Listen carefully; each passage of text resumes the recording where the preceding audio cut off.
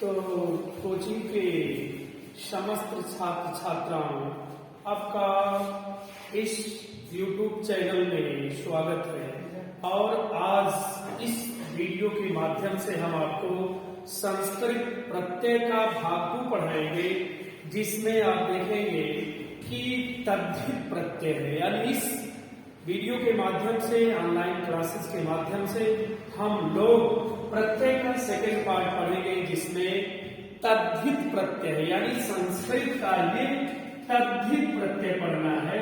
पहला प्रत्यय आपने पहले वीडियो में पढ़ा था, तो अब यहाँ प्रत्यय का दूसरा जो भेद है तद्धित प्रत्यय। इस तद्धित प्रत्यय को हम लोग पढ़ेंगे। तो देखिए, तद्धित प्रत्यय पहले है क्या। यानी तद्धित का मतलब तत् प्लस हित, ये दो शब्दों से मिलकर बना है। तो होता क्या है, बराबर तद्धित। यानी परिभाषा जानिए किसको हम कहेंगे। संज्ञा, सर्वनाम, विशेषण एवं अव्यय पदों में जोड़े जाने वाले प्रत्यय को तद्धित प्रत्यय कहते हैं। एक बार पुनः आप सुने। संज्ञा, सर्वनाम, विशेषण। संज्ञा होगा, सर्वनाम, विशेषण। तो संज्ञा, सर्वनाम, विशेषण में जो प्रत्यय जुड़ता है उसको हम कहते हैं तद्धित प्रत्यय। तो तद्धित प्रत्यय से जो बने हुए शब्द होते हैं उसको हम तद्धितांत कहते हैं। तद्धितांत यानी तद्धित प्रत्यय से बने हुए शब्दों को तद्धितांत कहा जाता है। तो इस तद्धित प्रत्यय में पहला प्रत्यय है जिसका नाम है मतुप प्रत्यय। तद्धित प्रत्यय में पहला प्रत्यय आपको पढ़ना है मतुप प्रत्यय।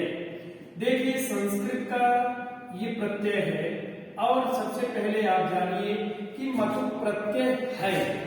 कहने का मतलब कि मतुप प्रत्यय जो है ये हिंदी भाषा में जो शब्दांश वाला अर्थ प्रकट करने के लिए, कौन सा वाला अर्थ प्रकट करने के लिए जो प्रत्यय संज्ञा शब्दों में जोड़ा जाता है उसको हम मतुप प्रत्यय कहते हैं।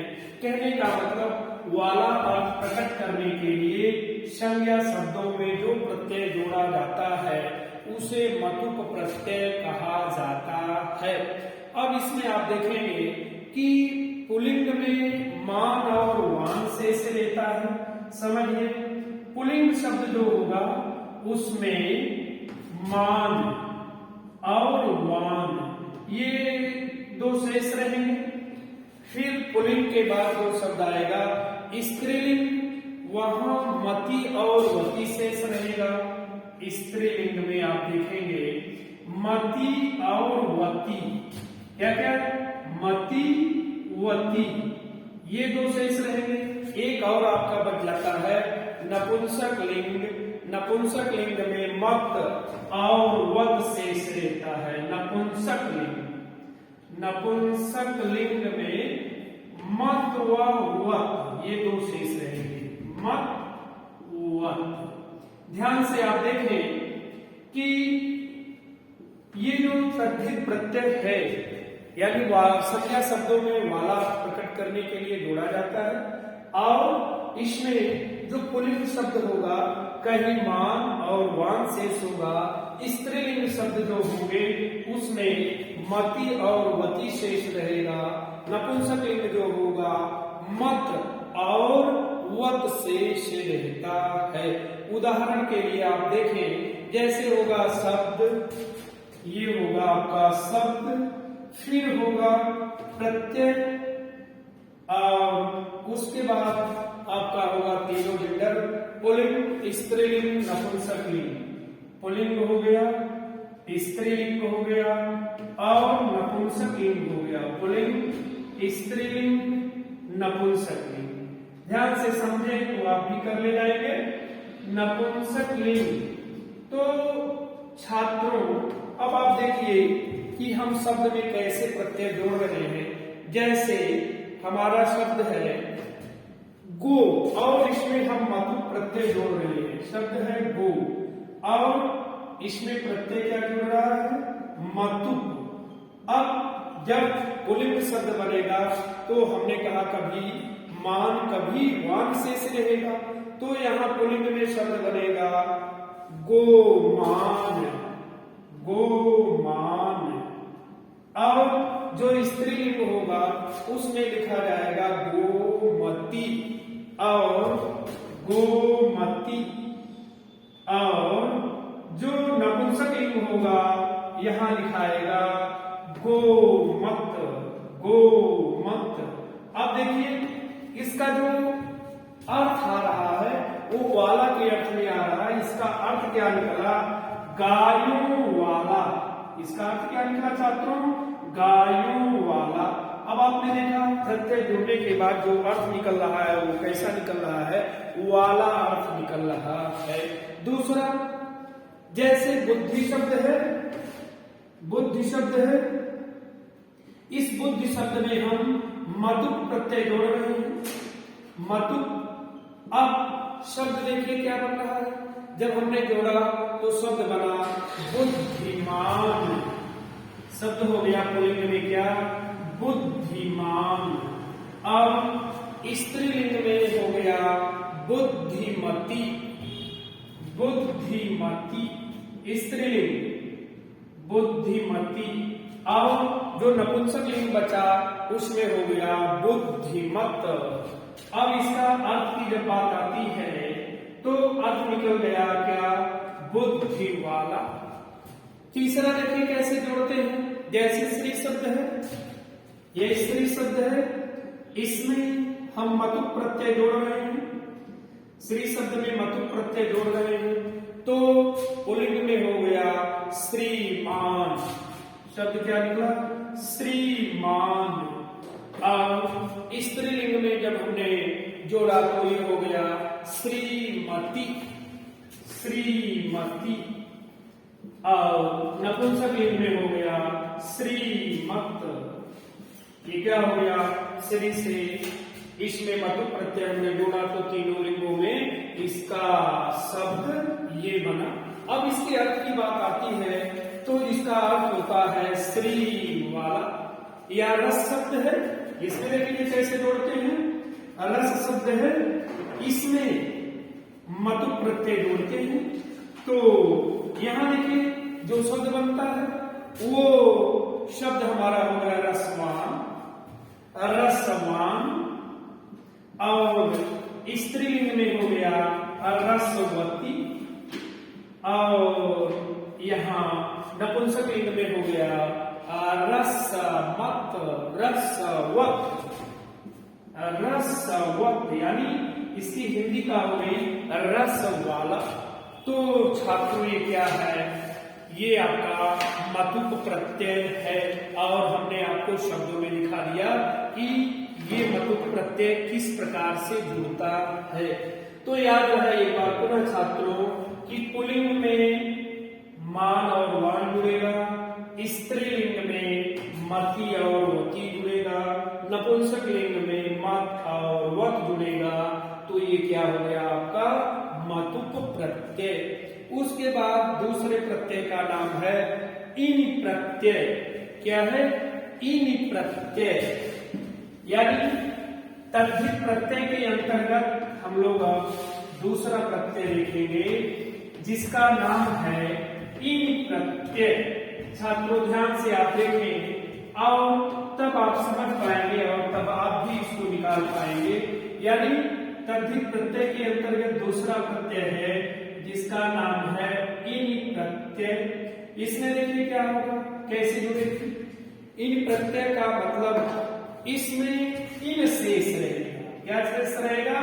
इन। यानी समझिए इन प्रत्यय सबसे पहले आप जानिए कहां आकारांत शब्दों में जुड़ता है। आकारांत, आकारांत का मतलब हो गया कि जो शब्द आ पर अंत होते हैं वो क्या कहलाते हैं?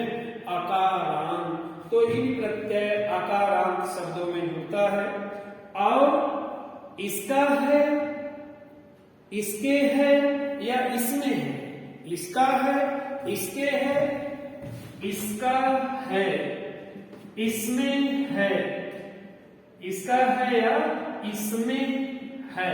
ये देखिए, इसका है या इसमें है के अर्थ में यह लगाया जाता है। और आप देखिए इसके अंत में क्या विद्यमान है, ई। अंत में क्या विद्यमान है, ई के ई। तो यहां पर होता क्या है, ई का लोप हो जाता है, ये ई क्या होगी, लुप्त हो जाएगी। और जब ई लुप्त हो गई तो शेष क्या बचा, यहां से हमने ई हटा दिया तो बचा क्या हमारा, इन, यानी ई का लोप हो जाता है। और न यहां भी बचा तो ये दोनों शब्द जुड़ करके क्या हो गया, इन, यानी इन शेष रहेगा। कहने का मतलब कि जो इन प्रत्यय से बने हुए शब्द होते हैं वो नकारात्मक हलंत पुल्लिंग होते हैं, नकारात्मक हलंत पुल्लिंग होते हैं। यानी जो शब्द बनते हैं वो कैसे होते हैं, हलंत होंगे और पुल्लिंग होंगे। तो देखिए आपको हम बना के दिखा रहे हैं। जैसे हमारा शब्द है दंड शब्द है, ये छात्रों दंड शब्द है और इसमें इन प्रत्यय जोड़ रहे हैं। तो दंड शब्द में इन प्रत्यय जोड़ने के बाद ये शब्द क्या हो गया, दंडिन, यानी शेष क्या बचा, इन। तो ये शब्द क्या बना, दंडिन। अब दंडिन का अर्थ आप जानिए, दंडिन का मतलब होता है दंड वाला। क्या हुआ, दंड वाला। दूसरा देखिए, जैसे धन शब्द है और इन प्रत्यय जोड़ रहे हैं, इन प्रत्यय, अब इसमें इन शेष रहेगा तो ये शब्द क्या बचा, धनिन। धनी का मतलब क्या निकला, धन वाला। दूसरा देखिए, जैसे गुण शब्द है और इसमें इन प्रत्यय जोड़ रहे हैं, इन प्रत्यय, तो हमारा शब्द क्या बन गया, गुणिन। गुणिन का अर्थ होता है गुण वाला। यह हमारा शब्द है कर्म और इन प्रत्यय जोड़ रहे हैं, ये है कर्म, इन प्रत्यय हमने जोड़ा तो ये हमारा शब्द बन गया कर्मिन। क्या हुआ, कर्मिन। यहां आपने क्या देखा कि ये जो छोटी ई है ये लुप्त हो जा रही है और इन शेष बच रहा है और ये अकारांत शब्दों में लगाया जाता है और इससे बने हुए शब्द हलंत तथा पुल्लिंग होते हैं। जैसे एक शब्द और देख लीजिए, हस्त शब्द है, हस्त शब्द है और इस हस्त शब्द में मैं इन प्रत्यय जोड़ रहा हूं। अब क्या बन जाएगा ये, हस्तिन, हस्तिन। तो हस्तिन का मतलब हो गया क्या, हस्ती। हस्तिन मीन्स यानी हस्ती। तो ये क्या है, इन प्रत्यय है जिसमें इन शेष रहता है। उसके बाद अगला प्रत्यय चलते हैं जिसका नाम है त्वा और तल प्रत्यय, यानी तद्धित प्रत्यय के अंतर्गत छात्रों तीसरा प्रत्यय जिसका नाम है त्वा तल प्रत्यय। ये देखिए ये भी बड़ा महत्वपूर्ण प्रत्यय है, त्वा तल। और ध्यान से आप देखिए तो आप भी इसको बना लेंगे। त्व तल तीसरा प्रत्यय है, त्व तथा तल प्रत्यय। ये देखिए क्या है, त्व तथा तल प्रत्यय, समझिए, त्व तल। तो एक तो त्व प्रत्यय में त्व शेष रहेगा, क्या शेष रहेगा, त्व। और दूसरा देखिए जो तल शब्द है तो इसमें तल का जो है ता शेष रहता है, यानी तल बराबर क्या, ता।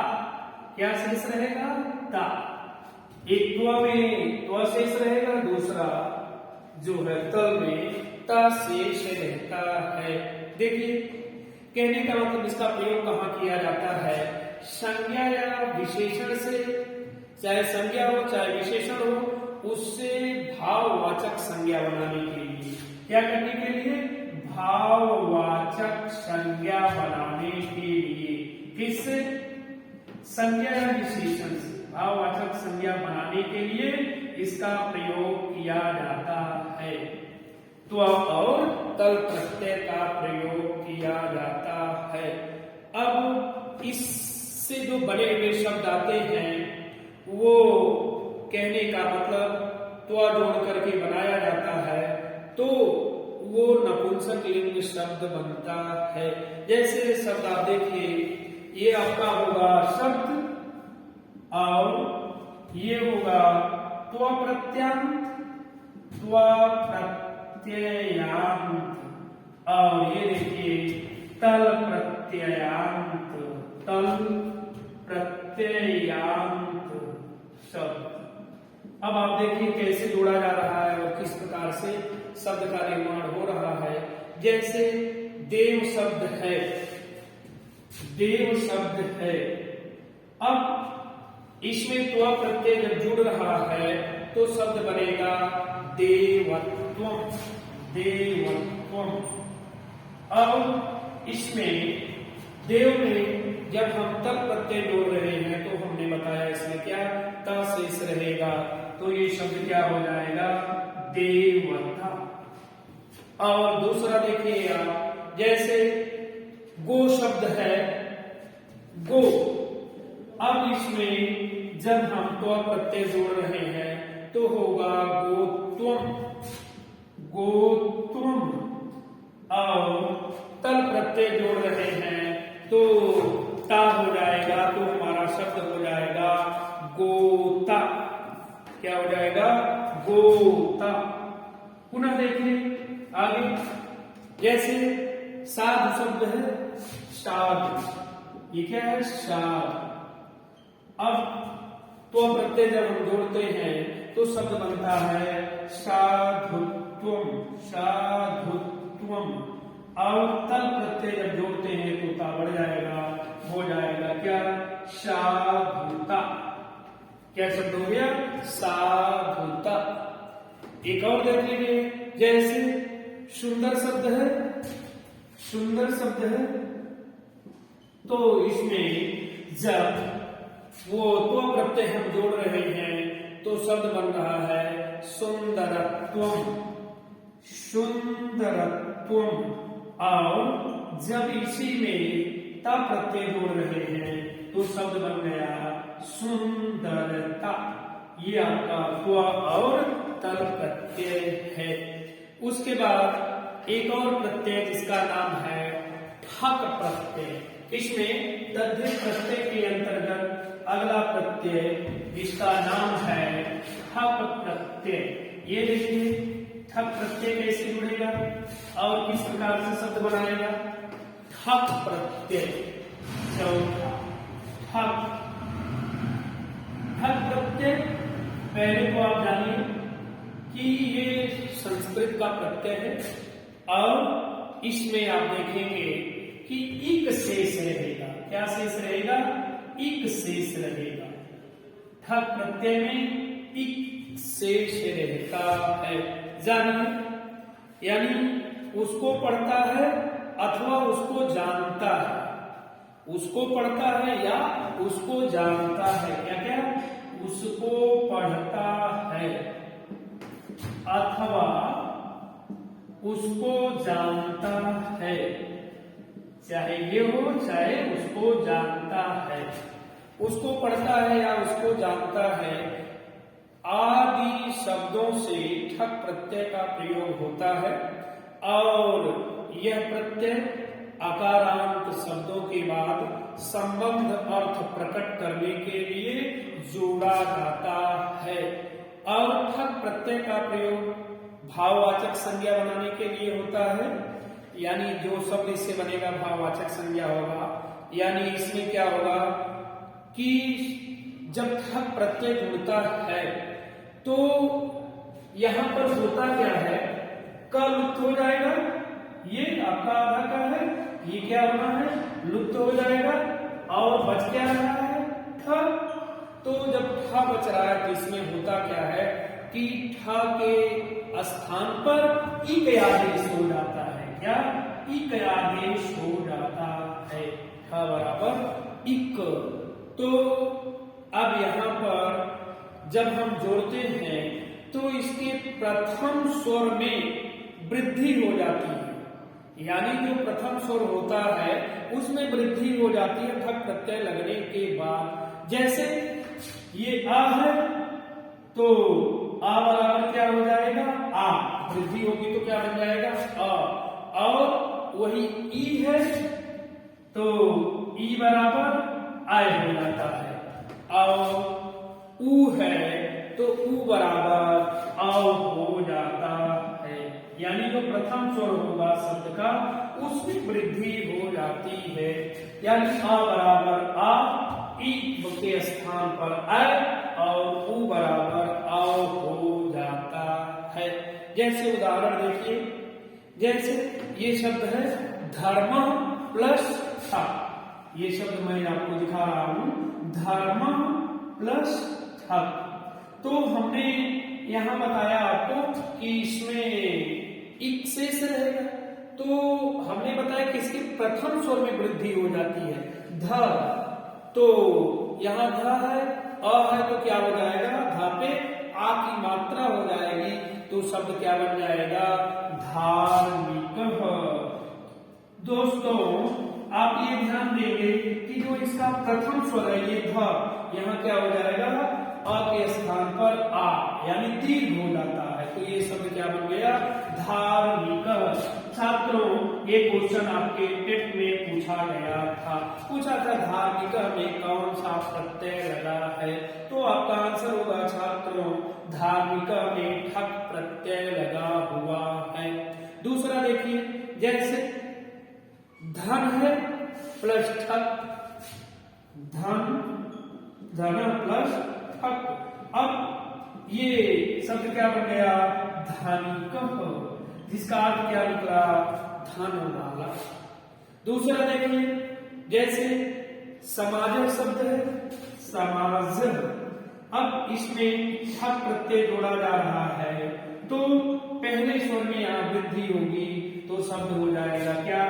सामाजिक। सामाजिक। सामाजिक में जब भी पूछे कौन सा प्रत्यय है तो आपका आंसर होगा ठक प्रत्यय लगा हुआ है। जैसे संस्कृति शब्द है, संस्कृति शब्द है, ध्यान दीजिए, तो इसमें जब मैं ठक प्रत्यय जोड़ रहा हूं तो अब प्रथम स्वर में इसकी वृद्धि हो जाएगी तो यहाँ पर स की जगह पर क्या हो जाएगा? सांस्कृतिक। सांस्कृतिक शब्द क्या हुआ? सांस्कृतिक। तो सांस्कृतिक शब्द में कौन सा प्रत्यय लगा हुआ है? ठक प्रत्यय लगा हुआ है। अगला देखिए, जैसे ये लोक शब्द है, लोक, और उसमें ठक प्रत्यय मैं जोड़ रहा हूं, लोक शब्द में ठक प्रत्यय, तो अब यहां पर हो जाएगा आपका शब्द लौकिक। अब जब भी आपसे छात्रों पूछे कि लौकिक में कौन सा प्रत्यय लगा है तो आंसर बनेगा ठक प्रत्यय लगा हुआ है। यह पुराना शब्द है, पुराण, देखिए यहां पर यह है ठक प्रत्यय जोड़ा जा रहा है तो ऐसी कंडीशन में ऊ है, ऊ को क्या हो जाएगा? आओ, तो शब्द क्या बनेगा? पौराणिक। अब पौराणिक में कौन सा प्रत्यय है? ठक प्रत्यय लगा हुआ है। उसके बाद अब हम आगे चलते हैं जिसका नाम है स्त्री प्रत्यय। इसी तद्धित प्रत्यय के अंतर्गत एक प्रत्यय और देखना है जिसका नाम है स्त्री प्रत्यय। ध्यान दीजिए, स्त्री प्रत्यय क्या है पहले आप जानिए। ये है आपका स्त्री प्रत्यय। तद्धित प्रत्यय के अंतर्गत ही एक प्रत्यय और आपको देखना है, वो है स्त्री प्रत्यय। छात्रों टेट में स्त्री प्रत्यय से प्रश्न आया हुआ था। आपके सुपर टेट के लिए भी बड़ा महत्वपूर्ण प्रत्यय है। ये देखिए, पहले तो आप जानिए, यानी पुल्लिंग शब्दों को स्त्रीलिंग बनाने के लिए, ये आपका पुल्लिंग शब्द है, तो पुल्लिंग शब्दों को स्त्रीलिंग बनाने के लिए ठक प्रत्यय का प्रयोग किया जाता है।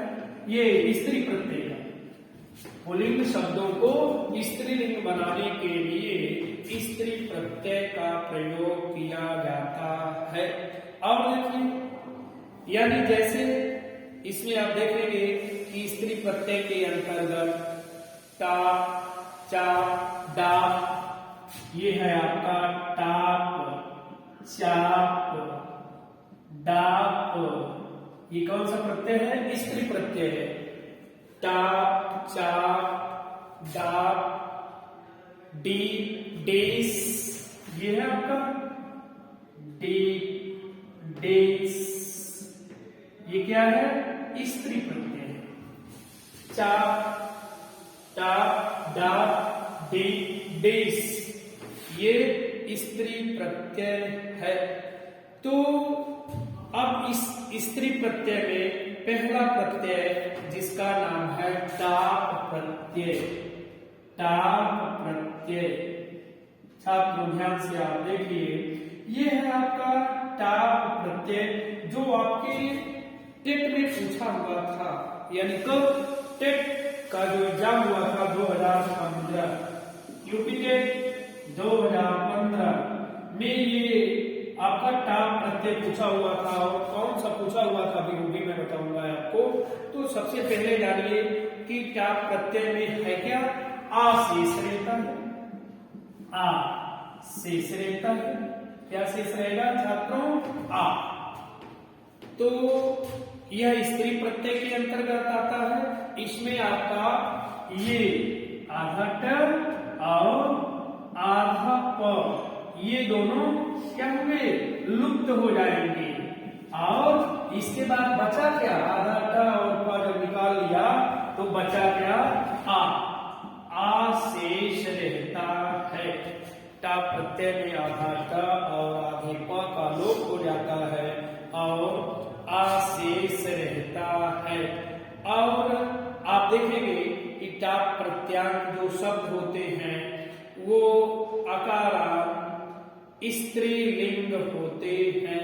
यानी टा प्रत्यय से जो शब्द बन के आएगा उसका रूप रमा की भांति चलता है। रमा की भांति टा प्रत्यय से बने हुए शब्द का रूप किसके तरह से? रमा की भांति चलता है। उदाहरण के लिए देख लीजिए आपका, जैसे ये अज शब्द है, अज, अब मैं इसमें टाप प्रत्यय जोड़ रहा हूं। तो छात्रों आप ध्यान से समझे, यही क्वेश्चन आया ही था। तो आधा टाप का लोप हो जाना है, आ बचना है, तो ये शब्द क्या हो गया? आजा, आजा। यही यूपी टेट 2015 में आया हुआ प्रश्न है। पूछा था आजा में कौन सा प्रत्यय लगा है, तो आपको बताना था आजा में टाप प्रत्यय लगा हुआ है। आजा का मतलब होता क्या है? बकरी। उसके बाद अगला देखिए, जैसे एडक प्लस टाप, ये है एडक प्लस टाप, एडक प्लस टाप। अब देखिए आ शेष रहना है, तो ये शब्द क्या बन गया? एडका। अब एडका में पूछे कौन सा प्रत्यय है, तो आप कहेंगे स्त्री प्रत्यय। छात्रों आप में से कोई मुझे एडका का अर्थ बताएगा? कोई कोशिश करिए। कोई नहीं बता पा रहे हैं, चलिए मैं बता दे रहा हूं। एडका का मतलब होता है भेड़ी। क्या होता है? भेड़ी। तो एडका में कौन सा प्रत्यय लगा है? टाप प्रत्यय लगा हुआ है। अगला देखिए, मैं शब्द आपको बता रहा हूं, जैसे सुत शब्द है, ये सुत शब्द है और इसमें मैं टाप प्रत्यय जोड़ रहा हूं। ये शब्द हमारा क्या बन गया? सूता। अब सूता में कौन सा प्रत्यय लगा हुआ है? टाप प्रत्यय लगा है। या यही शब्द है अश्व। अब इसमें टाप प्रत्यय जोड़ा जा रहा है, तो ये शब्द क्या बन गया? अश्वा। अब अश्वा मीन्स क्या हो गया? अश्वा मीन्स हो गया घोड़ी। आगे देखिए, इसी में एक खास बात है, इसको मैं मिटा दे रहा हूं, आप लोग लिख लिए होंगे। ये देखिए खास बात क्या है, विशेष देखिए क्या है, यानी थोड़ी सी भिन्नता हो जाएगी टाप प्रत्यय में।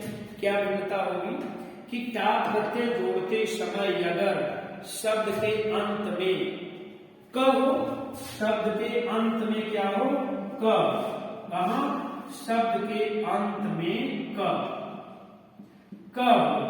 तो छात्रों क्या होगा, शब्द के अंत में क हो और क से पहले आ हो, क से पहले आ हो, क से पहले क्या हो, आ हो, तो यहां होता क्या है, आ के स्थान पर ई हो जाता है, यानी आ बराबर ई।